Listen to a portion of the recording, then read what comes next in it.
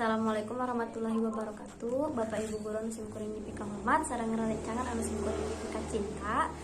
Langkung ti payun mari urang sanggakeun puji sareng syukur ka Allah Subhanahu wa taala anu parantos marengkeun urang sadayana katiasa patepang dina ieu acara dalam keadaan sehat walafiat. Dina ieu waktos abdi bade nerangkeun pentingna hirup sehat. Urang sadayana penting ngajaga lingkungan sareng awak nyalira sangkan ditebihkeun dina sagala rupi panyakit. Urang kedah ngalaksanakeun hirup sadidinten ku cara anu sehat, bersihan kuku, nyikat tos anu rutin, eta anu disebut hirup sehat. Contoh anu sanesna nyaeta micen runtah kana tempatna, batuk atanapi bersin kudu nutupan baham. Saupami sadidinten urang kedah ngajaga kabersihan.